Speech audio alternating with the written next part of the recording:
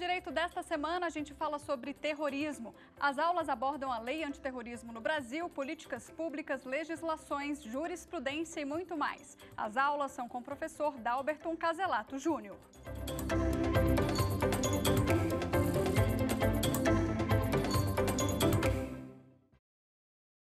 Amigos e amigas da TV Justiça, estamos aqui no programa Saber Direito, no nosso curso de análise crítica dos dispositivos da Lei de Enfrentamento ao Terrorismo, a nossa Lei 13.260 de 2016. Na aula anterior, na nossa terceira aula, falamos a respeito das conceituações básicas de políticas públicas, os seus ciclos, as suas formas de inserção na agenda, mediante pressão dos atores governamentais e não governamentais, a formulação do curso oficial de ação, a sua implementação como programa oficial de governo e a avaliação das políticas públicas.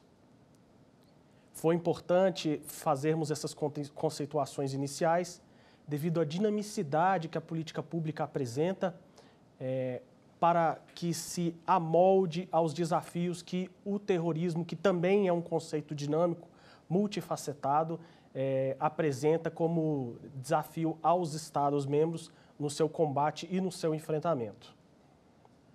Percebemos, pois, que há necessidade de atualização legislativa da Lei 13.260, principalmente no artigo 2º, no que se refere à motivação política, à motivação de gênero ou à motivação relacionada à misoginia,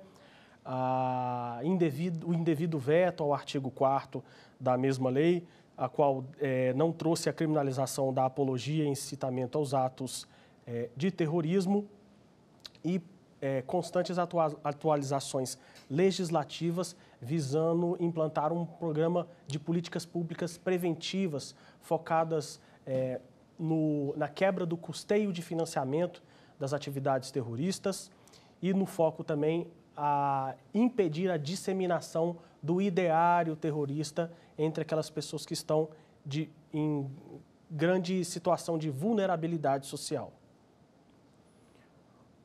Nesta aula falaremos, então, justamente desses dispositivos normativos, os que já estão em vigor e os que se correlacionam com a Lei 13.260, dentre os quais foram, para o presente curso, elencados 4 desses dispositivos normativos, que não exaurem o tema do terrorismo e que também não são 100% ideais num combate efetivo e completo. Há necessidade, então, de que novas legislações sejam feitas e atualizações também na lei. Dentre a primeira legislação, temos a Lei de Crimes Hediondos, a Lei de Organização Criminosa e também temos a Lei 13.964, que institui o pacote anticrime, com uma série de modificações na persecução penal, e a Lei 13.810, de 2019, que dispõe sobre o cumprimento das sanções em relação às resoluções do Conselho de Segurança da ONU. Neste momento, então, vamos falar da correlação básica entre a Lei de Organização Criminosa e a Lei Antiterrorismo Brasileira. Vamos para o nosso slide.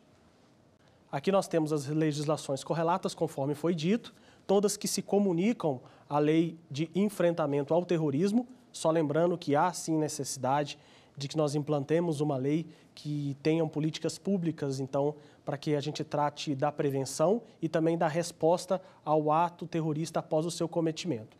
Em relação às correlações entre a Lei de Enfrentamento ao Terrorismo e a Lei de Organização Criminosa, temos algumas informações que valem a pena ser pontuadas no nosso slide. Veja bem, temos o artigo 1º, parágrafo 2º, inciso 2º da Lei de Organização Criminosa, que inicialmente fazia uma mera menção da aplicação da lei para as organizações terroristas, conforme requisitos de uma organização criminosa, ou seja, fazia menção a organizações terroristas internacionais, conforme normas de direito internacional. Essas normas de direito internacional, como a Resolução 1373, ela exortava os países membros a realizarem a tipificação do terrorismo em todas as suas nuances, bem como, dentre as quais o terrorismo por motivação política. Porém, a menção do artigo apresentava uma tipificação de modo indireto, insuficiente e pouco técnico. Restringia, então, a participação da organização em organização terroristas e ignorava a complexidade do fenômeno terrorista em todas as suas formas de manifestação.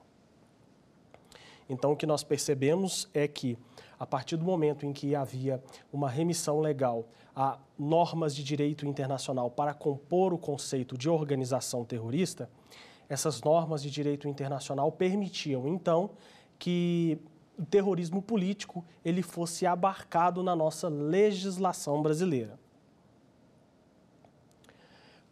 Antes de entrarmos na questão que impediu a motivação política fazer parte do conceito do nosso ordenamento jurídico, vale a pena nós relembrarmos quais são os conceitos de organização criminosa, das quais vão compreender também uma organização terrorista.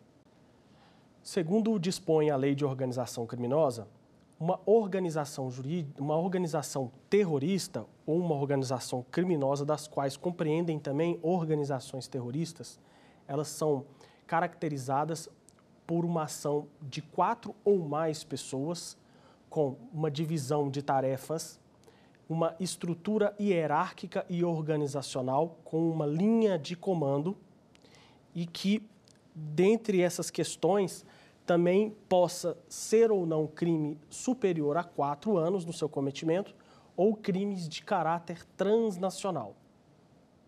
Então, a Lei de Organização Criminosa tratava como organização criminosa também as organizações terroristas, em seu inciso 2º, fazendo essa remissão às normas internacionais.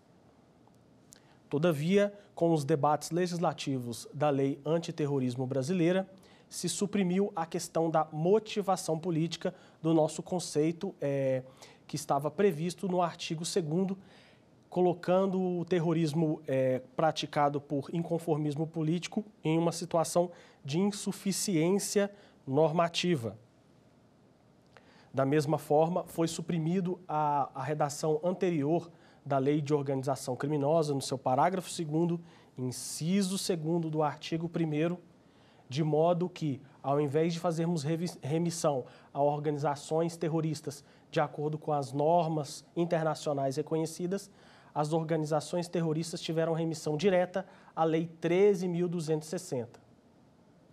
Então, como a Lei 13.260, no seu artigo 2º, excluía do seu âmbito de conceituação a motivação política, por sua vez, a Lei de Organização Criminosa fazia remissão a um tipo de terrorismo que abarcava as organizações terroristas que não compreendia, então, terrorismos por motivação política, de gênero ou de misoginia. Dessa forma, a Lei de Organização Criminosa teve limitado o seu espectro de atuação, fazendo remissão, então, com a Lei 13.260.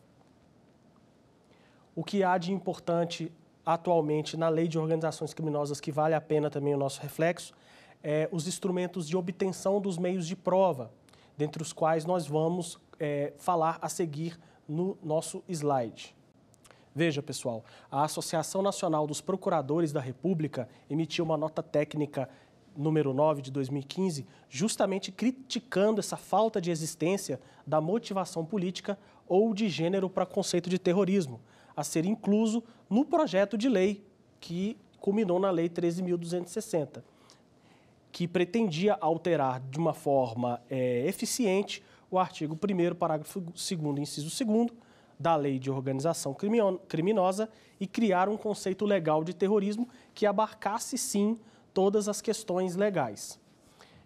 Podemos perceber, então, que a atividade do Poder Legislativo e o veto jurídico do Executivo Federal em relação ao artigo 2º da Lei Antiterrorismo foi de encontro à possível nova redação que fazia a remissão legal às leis de organização criminosa, conforme a gente também pode ver nos slides. Portanto, então, fica prejudicada a aplicação dos meios de obtenção de prova previstos na Lei de Organização Criminosa, dentre os quais infiltração policial, colaboração premiada e ação controlada, nos casos de atos terroristas que sejam motivados por razões políticas ou de gênero e também de misoginia, por que não? Visto a atipicidade da conduta no Brasil. Ou seja, não haveria como se aplicar obtenção dos meios de prova para atos que, na verdade, não são terrorismo para a Lei 13.260, e sim fatos atípicos da conduta. Dentre os instrumentos normativos previstos na Lei de Organização Criminosa, mais especificadamente a obtenção dos meios de prova, selecionamos um dentre a colaboração premiadas, os acessos a dados eletrônicos, telemáticos, infiltração policial, ação controlada. Elegemos a infiltração policial para que nós trabalhemos aqui no presente curso. Veja, a infiltração policial prevista nos artigos 10 a 14 da Lei de Organização Criminosa, que é precedida de motivada e circunstanciada autorização judicial. Sempre também precedida de representação da autoridade policial ou requerimento do Ministério Público para que seja feita a sua execução. Tem um prazo de até 6 meses, podendo ser renovável. E ao final dessa atividade de obtenção do meio de prova, é necessário a elaboração de relatórios de atividade de infiltração policial. Os relatórios de atividade de infiltração policial são elaborados pelos agentes policiais após determinação da autoridade policial ou requisição do Ministério Público. É admitido também, hoje em dia, já inclusive uma inovação do pacote anticrime da Lei 13.964 de 2019, a infiltração de agentes policiais no meio virtual, que vem, inclusive, a atender uma dinamicidade do terrorismo decorrente da quinta onda ou cyberterrorismo, em que muitos agentes terroristas se utilizam da internet para que possam promover a ideologia e conseguir fontes de custeio e de financiamento. Dessa forma, nós percebemos que há muito que avançar em termos de legislação, mas o Brasil, sim, vem fazendo atualizações legislativas importantes e eficientes para que possa combater as nuances do terrorismo. Tecida todas essas considerações e todos esses conhecimentos, acho que nós já temos condições de responder a nossa primeira questão desta aula, que vai ser colocada agora no quiz. Vamos lá?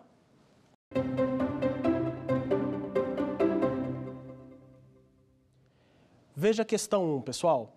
Dentre os instrumentos normativos de investigação criminal utilizados na persecução penal dos crimes de terrorismo, remissivos à Lei de Organizações Criminosas, a Lei 12.850 de 2013, não está prevista. Letra A, colaboração premiada ou ação controlada. Letra B, infiltração de agentes, independentemente de requerimento do Ministério Público ou de representação da autoridade policial. Captação de sinais eletromagnéticos, ópticos ou acústicos. E na letra D, afastamento dos sigilos financeiro, bancário e fiscal nos termos da legislação específica. E aí, pessoal, acham que já temos condições de fazermos a resposta em relação à pergunta? Vamos para o gabarito, então? Pessoal, o gabarito, então, é a letra B. Infiltração de agentes, independentemente de requerimento do Ministério Público ou de representação da autoridade policial. Na verdade, o que nós precisamos justamente é a dependência dessas duas peças processuais, né? Tanto o promotor de justiça fazendo o requerimento, como o delegado de polícia representando, para que nós possamos executar esse meio de obtenção de prova, infiltração de agentes, tanto em âmbito físico como em âmbito virtual. Agora vamos falar a respeito de um outro normativo que faz correlação com a Lei de Enfrentamento ao Terrorismo, a Lei 13.810 de 2019. A Lei 13.810 de 2019, ela foi elaborada após pressões de organismos internacionais como o Grupo de Ação Financeira Internacional, que criticavam muito a redação da Lei 13.170 de 2015. A Lei 13.170 de 2015, que também falava sobre a decretação de indisponibilidade de bens ou ativos de pessoas físicas ou jurídicas, era uma lei que padecia de um sistema normativo mais eficiente, menos burocratizado, com menos regulamentação. O Grupo de Ação Financeira Internacional reclamava que se demorava muito tempo no Brasil para se conseguir as autorizações judiciais necessárias, bem como não havia designação nacional de pessoas acusadas de terrorismo, o que dificultava em muito o enfrentamento desse fenômeno internacional por parte do Estado brasileiro. Dessa forma, por atividade do Legislativo e do Executivo Federal, foi aprovada a Lei 13.810 de 2019, que tem pelos principais objetivos dispor sobre o cumprimento de sanções impostas pelo Conselho de Segurança das Nações Unidas e as suas resoluções, incluída a indisponibilidade de ativos de pessoas físicas ou de pessoas jurídicas, bem como a designação nacional de pessoas investigadas ou acusadas de terrorismo, seu financiamento ou seus atos correlacionados. Essa indisponibilidade de ativos, ela vinha proveniente da execução das resoluções do Conselho de Segurança das Nações Unidas. Ela dependia de um requerimento de uma autoridade central estrangeira ou brasileira. E importante dizer também que ela não constitui perda de propriedade. As resoluções do Conselho de Segurança da ONU, segundo a Lei 13.810, possuem executoriedade imediata. As pessoas físicas e pessoas jurídicas vão cumprir as resoluções sem demora. E sem demora é um termo muito utilizado pelo GAFI e que foi objeto de muitas cobranças em relação à sua inclusão na legislação. Sem demora significa providências jurisdicionais por parte do juiz de direito em poucas horas ou de forma imediata. Então, como que fica o procedimento? O Ministério da Justiça vai comunicar às pessoas físicas ou pessoas jurídicas constantes no artigo 9º da Lei de Lavagem de Dinheiro, que é a Lei 9.613 de 98, ou do artigo 10, parágrafo 1º da presente lei, dentre as quais o Conselho de Justiça do Distrito Federal, órgãos de registro, agências nacionais, por exemplo, a Agência de Aviação Civil, Agência Nacional de Transportes Terrestres, órgãos de trânsito, departamentos nacionais de trânsito, e bem como também comunicar órgãos como o COAF e o Ministério da Justiça e da Segurança Pública. Dessa forma, também será comunicado à Polícia Federal a respeito de possíveis entradas e saídas dessas pessoas suspeitas dentro do território nacional para que faça, na medida do possível, a devida fiscalização e também comunicará à Capitania dos Portos e à Receita Federal do Brasil sobre restrição de importação de bens oriundos de possíveis estados que tenham relação com as atividades de terrorismo que são objetos das resoluções do Conselho de Segurança da ONU.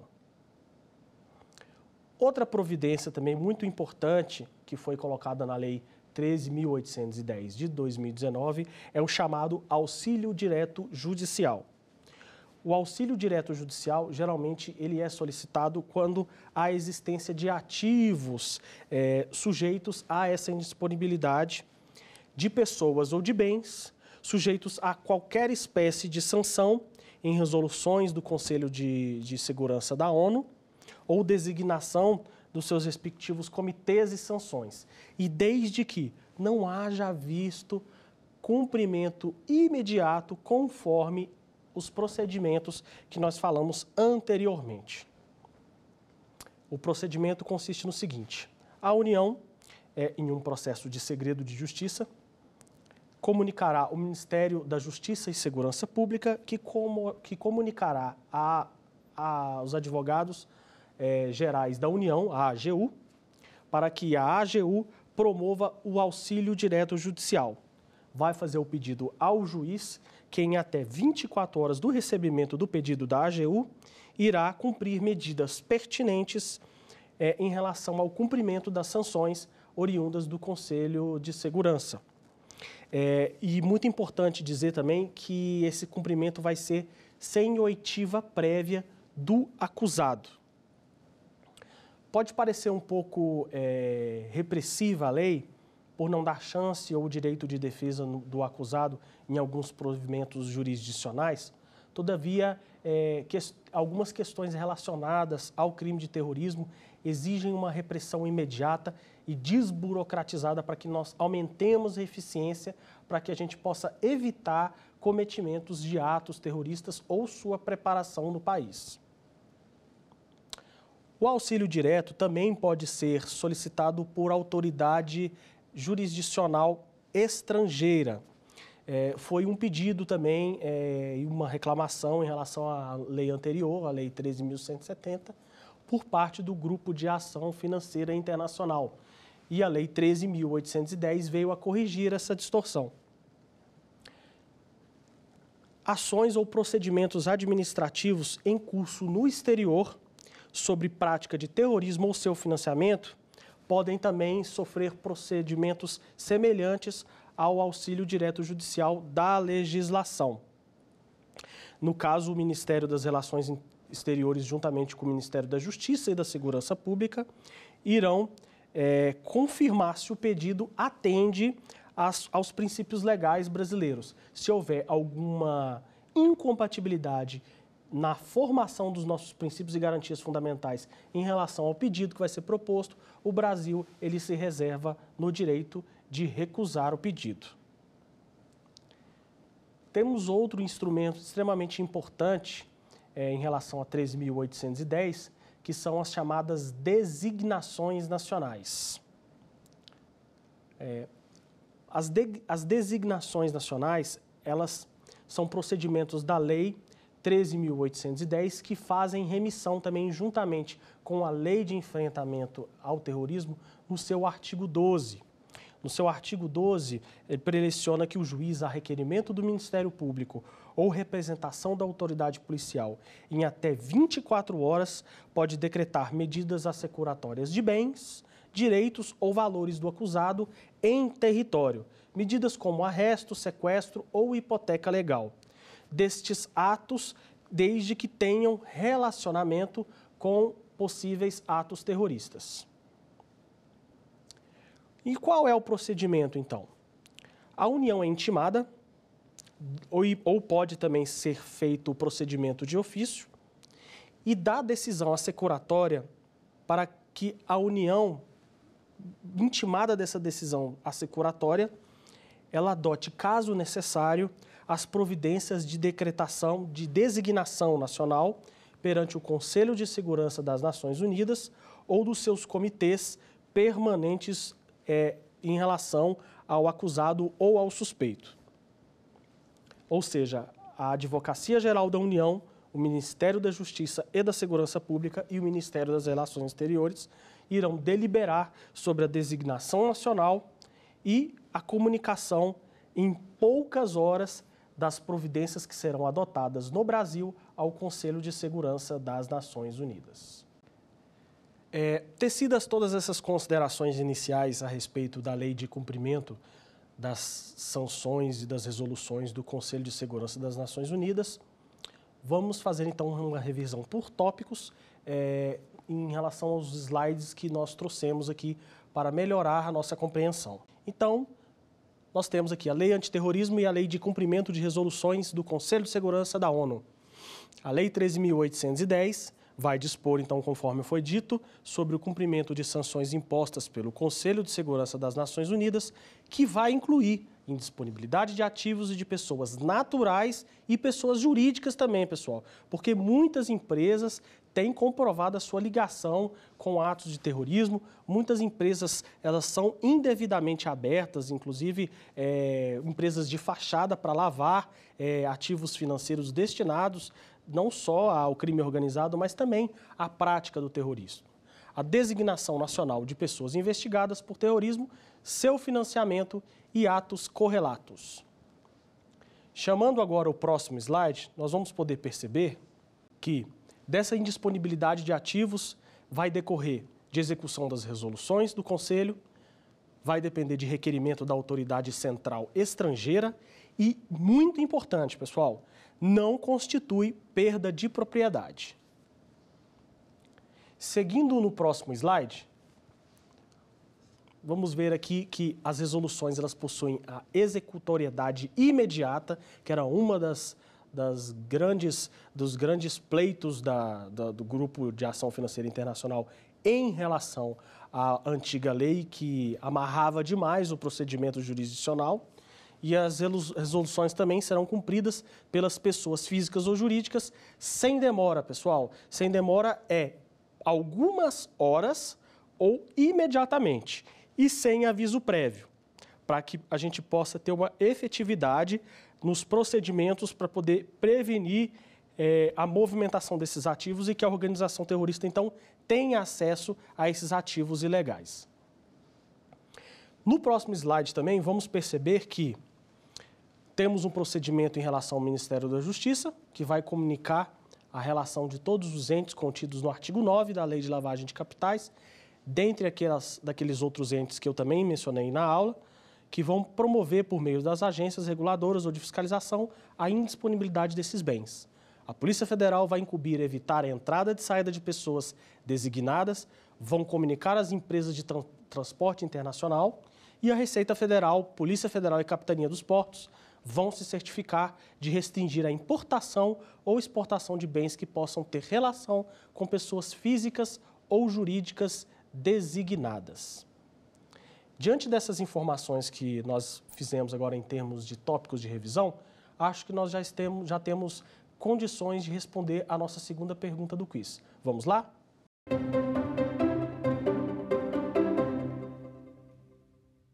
Pessoal, veja a segunda questão. A Lei 13.810 de 2019 dispõe sobre o cumprimento de sanções impostas por meio de resoluções do Conselho de Segurança das Nações Unidas, dentre as quais não se inclui, pessoal, letra A, indisponibilidade de ativos de pessoas naturais e jurídicas, designação nacional de pessoas investigadas ou acusadas de terrorismo. Letra C, designação de pessoas investigadas por atos correlatos aos crimes de terrorismo e seu financiamento. E letra D, a indisponibilidade de ativos de entidades constituindo-se em perda de propriedade sua decretação. Ficou fácil, né, pessoal? Essa foi uma das questões que nós falamos por várias vezes aqui durante a aula. Vamos voltar para o gabarito?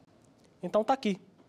A letra D, a indisponibilidade de ativos e entidades constituindo-se em perda de propriedade. Na verdade, inclusive isso é letra da lei, que não há perda de propriedade no caso dessa indisponibilidade de ativos.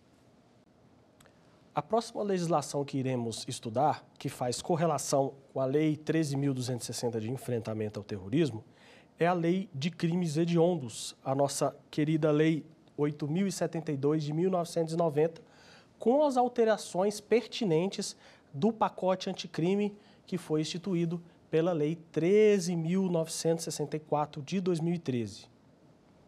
O nosso pacote anticrime, fruto de discussões entre o ministro Sérgio Moro, o ministro do Supremo Alexandre de Moraes e alguns integrantes do Poder Legislativo, foi o fruto de várias ideias advindas desses três atores políticos e jurisdicionais que trataram de colmatar um sistema normativo com várias alterações, tanto no Código Penal, como no Código de Processo Penal, como em várias legislações especiais penais.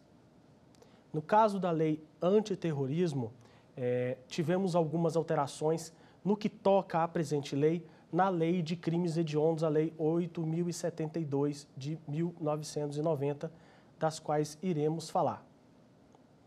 Lembrando que nós temos um mandado constitucional de criminalização no artigo 5º, inciso 43 da Constituição Federal, do qual o Constituinte dá uma ordem ao legislador infraconstitucional para que, no caso pertinente ao crime de terrorismo, este seja tipificado pela legislação, e conforme foi feito agora em 2016.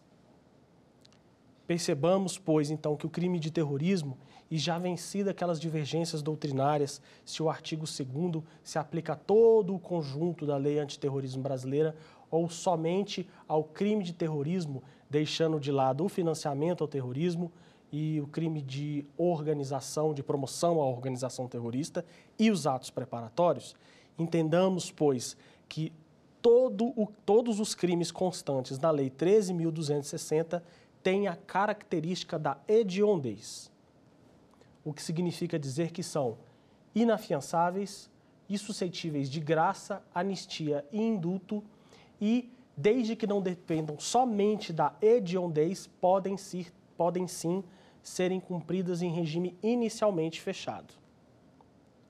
Tivemos também alterações importantes em relação à progressão de regime. Anteriormente, a progressão de regime era feita com o cumprimento de 2/5 se réu primário ou de 3/5 se reincidente nos crimes hediondos ou nos crimes equiparados, dentre os quais o crime de terrorismo e os seus atos correlacionados.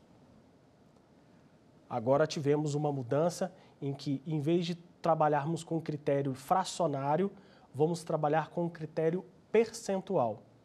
Em cada faixa de percentagem, a depender do réu ser primário, ser reincidente, ou o resultado ter ou não ter como o fim a morte da vítima, vai haver regras diferenciadas conforme a alteração do artigo 112 da Lei de Execução Penal, redação dada pelo nosso pacote anticrime.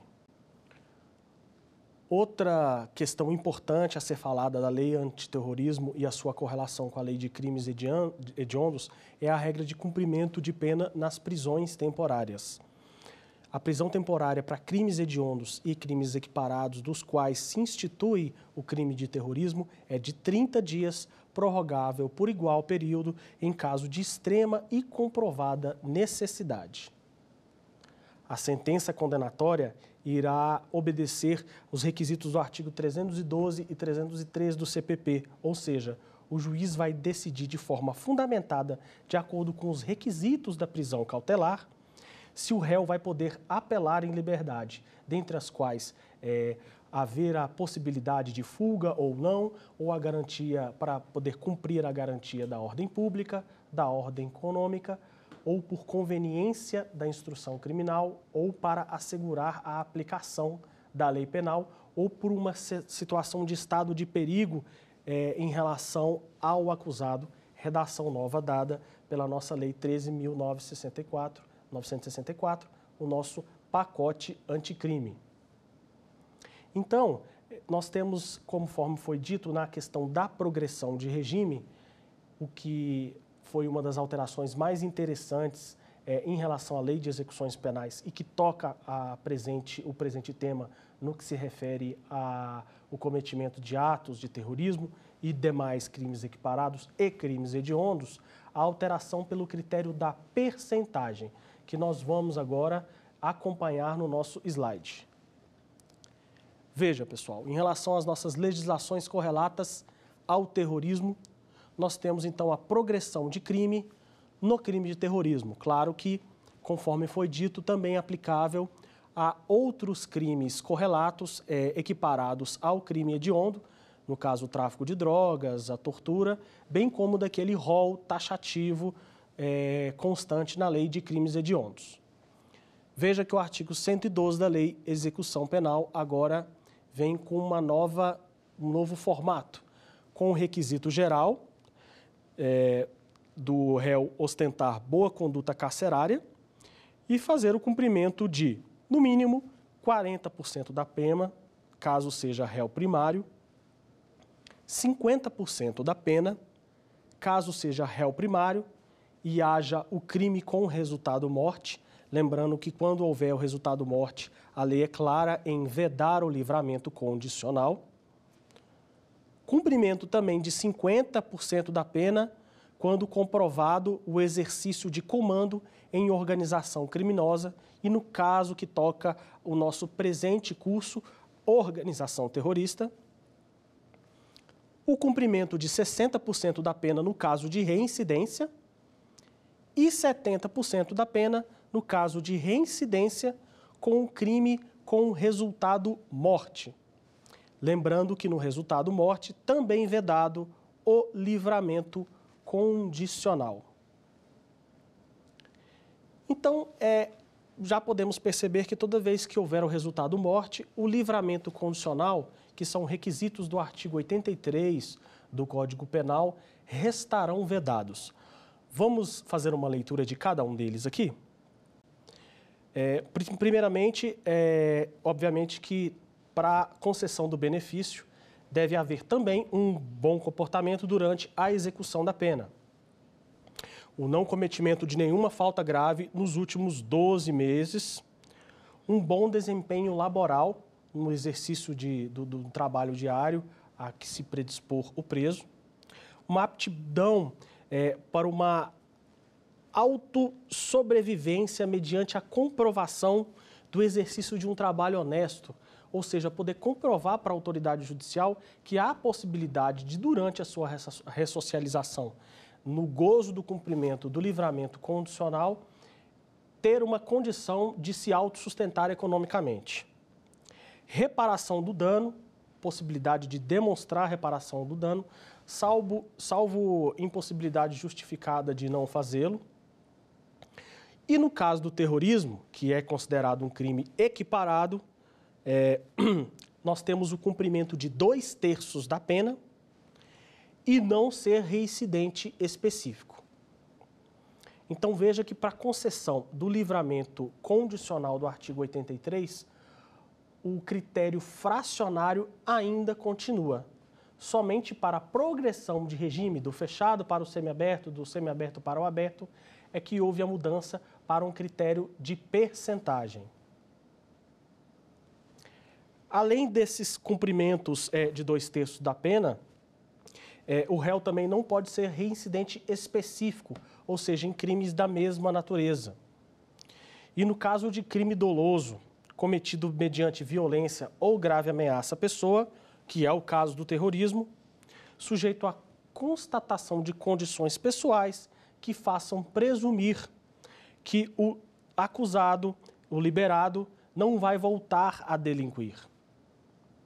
Pode parecer um pouco impossível da gente pensar nesse requisito de se presumir que o acusado não volte a delinquir no caso de atos terroristas, mas devemos lembrar que nem todas as pessoas que se radicalizam ou se autorradicalizam nasceram no fronte de batalha e têm, por aquela ideologia religiosa deturpada do islamismo, porque o islamismo não é o que prega aqueles grupos terroristas, arraigado dentro de si.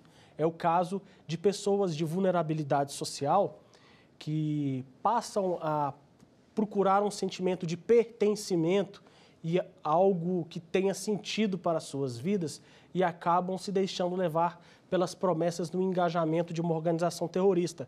E depois de vivenciar os horrores que essa organização executa, percebam que não era nada daquilo que eles queriam. Para essas pessoas, sim, esse requisito do livramento condicional, ele seria, então, um requisito adequado. Tecida todas essas considerações na presente aula, vamos fazer, então, alguns resumos em alguns pequenos tópicos para que nós possamos fixar melhor a matéria. Percebemos hoje, então, o estudo da Lei Antiterrorismo Brasileira e a sua correlação com várias leis que dão importância e dão efetividade ao enfrentamento ao terrorismo. Percebamos, pois, há muito ainda o que caminhar em termos de uma legislação que traga um conjunto normativo que possa se projetar em termos de políticas públicas, tanto de cunho preventivo, para que a gente possa evitar fontes de custeio e que a gente possa focar na questão da radicalização e da autorradicalização, como também políticas públicas de cunho repressivo, que possam dar uma resposta adequada a partir do momento em que o ato terrorista já ocorra, tais quais um atendimento prioritário em hospitais para as vítimas de terrorismo, desses atendimentos, um fundo de indenização para essas vítimas e uma cooperação intersetorial entre todos os órgãos de segurança pública para priorizar ações para diminuir os custos diante da destruição que os atos terroristas podem causar.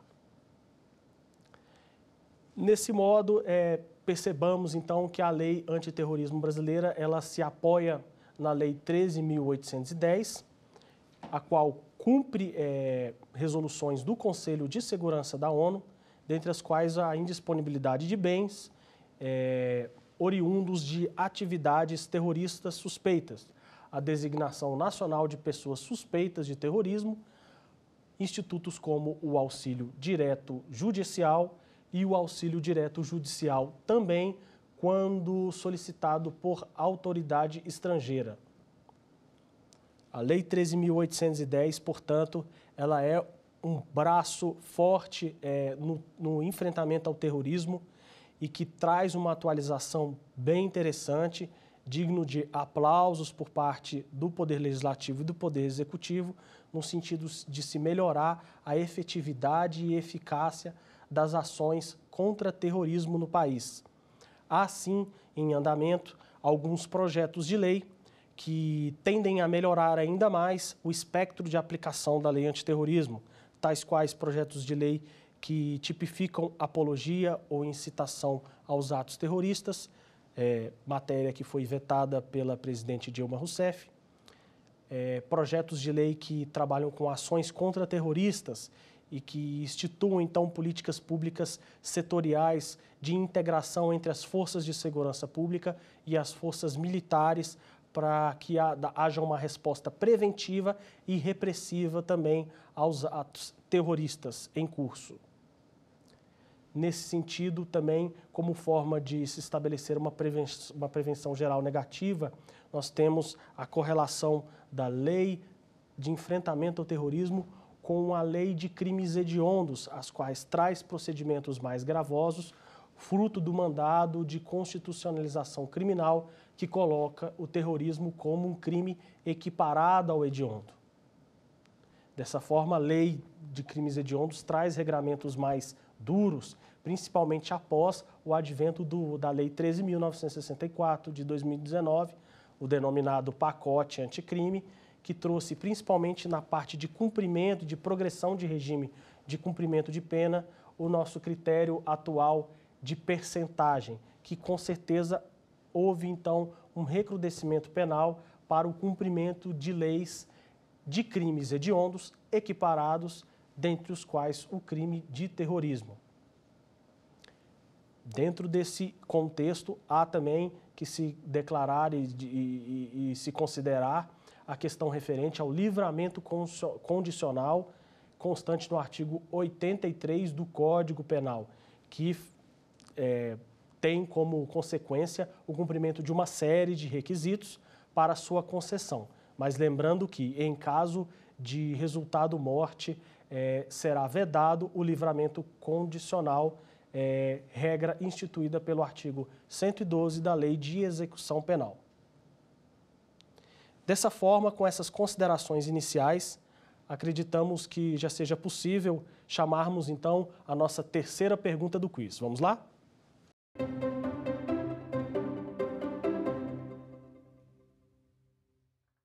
Pessoal, veja a questão número 3 do nosso quiz. Segundo as atualizações promovidas pela Lei 13.964, o pacote anticrime, o cumprimento de pena para condenados por crimes hediondos ou equiparados, dentre os quais tráfico de drogas, tortura e o objeto do nosso presente curso, o crime de terrorismo, incluindo, claro, não só o conceito de terrorismo, como também os atos de terrorismo e todos os crimes relacionados à Lei 13.260, como o crime de promoção de organização terrorista, o crime de financiamento ao terrorismo e os atos preparatórios também de terrorismo, ok? Para todos esses crimes constantes na Lei 13.260, poderá progredir para o regime menos rigoroso quando, letra A, o preso estiver cumprindo 2/5 de pena se réu primário ou 3/5 se reincidente. Letra B, cumprido 25% da pena em caso de primariedade ou 30% em caso de reincidência. Letra C, no caso de primariedade, cumpridos 40% caso não haja resultado morte ou 50% no caso de morte, permitido o livramento condicional. E letra D, no caso de reincidência, cumpridos 60%, caso não haja resultado morte, ou 70% no caso de morte, vedado o livramento condicional. Veja que o artigo 112, principalmente para quem vai prestar provas do exame da Ordem dos Advogados do Brasil ou concursos públicos em geral, é um artigo com uma série de detalhamentos que não há outra maneira senão nós fazemos o treino visando decorar, mas decorar entendendo o artigo. O que nós podemos tirar desde já agora é a ideia de que toda vez que para que haja um cumprimento de pena e haja um pedido de progressão para regime menos gravoso, sempre que o crime ocasionar em morte, será vedado o livramento condicional do artigo 83 do Código Penal brasileiro. Vamos voltar então para vermos o gabarito? Então, tá aqui, pessoal, o gabarito letra D, no caso de reincidência, cumpridos 60% caso não haja o resultado morte, ou 70% no caso de morte, vedado o livramento condicional. Neste caso, então, a questão A, B e C tem alguns erros que vocês vão confrontar com o artigo 112 e a questão do artigo 112, no que se refere à nossa questão D, é a questão correta. Pessoal, então, chegamos aqui ao ponto final da nossa presente aula. Gostaríamos, então, de fazer algumas considerações sobre a nossa próxima e última aula.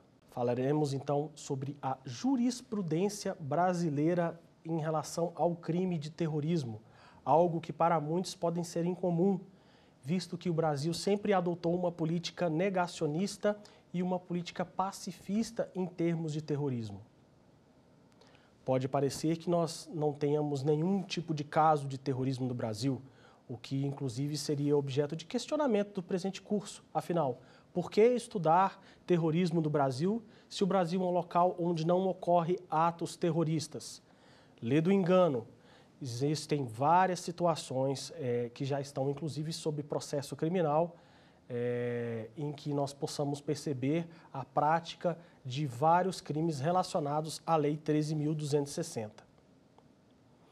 Um desses casos é um dos casos que será o objeto de aprofundamento na próxima aula, referente à Operação Hashtag, que foi deflagrada pela Polícia Federal dias antes das Olimpíadas do Rio 2016, onde vários rapazes se reuniram em redes sociais e começaram a enaltecer ações relacionadas ao grupo terrorista Estado Islâmico e a trocar mensagens no sentido de combinar possíveis atos terroristas durante os dias do evento.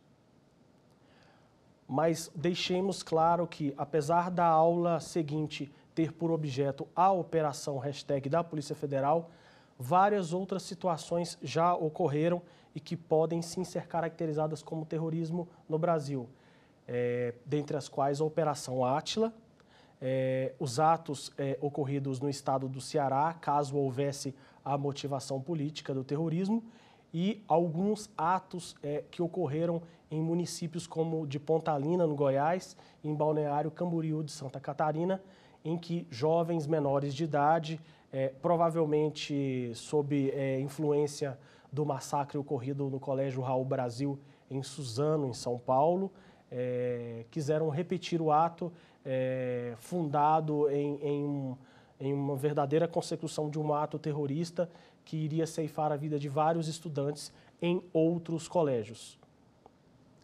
Felizmente, tais adolescentes foram presos e cumprem medida de internação provisória e aguardam, então, pronunciamento da vara especializada em relação ao crime constante no artigo 5º, que são os atos preparatórios para o terrorismo.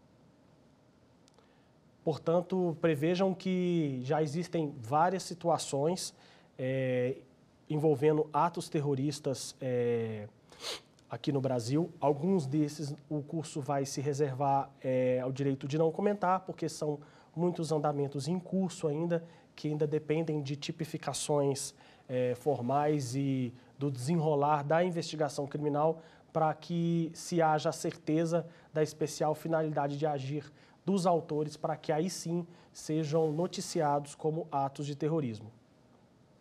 Mas o que de fato preocupa no Brasil é essa questão da influência que organizações internacionais de terrorismo como o Estado Islâmico vêm promovendo a questão da ideologia terrorista. Muitos dos nossos jovens, por uma sensação de aventura ou de sensação de pertencimento ou revolta ou busca de algum sentido de vida, resolvem acessar esses conteúdos em redes como a internet negra ou a Deep Web, aonde acessam vários tipos de informações relacionadas à organização terrorista e começa-se aí um processo de radicalização e de absorção dessa ideologia assassina que as organizações terroristas promovem durante todos os seus atos executórios. Portanto, é de suma importância que as políticas públicas preventivas foquem no diálogo interreligioso, na consciência cultural e na tolerância entre os povos e na conscientização, principalmente de jovens, em relação aos perigos de se permitir a radicalização ou a autorradicalização terrorista. Nesse sentido, a Lei 13.260 ainda necessita de algumas atualizações normativas para que, com uma política pública eficiente, consiga chegar aos seus objetivos. Então, essas são as considerações finais em relação à nossa quarta aula e eu aguardo os meus alunos, minhas alunas, para a próxima e última aula. Tchau, tchau. Quer dar alguma sugestão de tema para os cursos do Saber Direito? Então mande um e-mail para a gente, saberdireito@stf.jus.br, ou entre em contato pelo WhatsApp, o número é esse que aparece na sua tela. Você também pode estudar pela internet. Acesse nosso site tvjustiça.jus.br ou pode rever as aulas no canal do YouTube TV Justiça Oficial.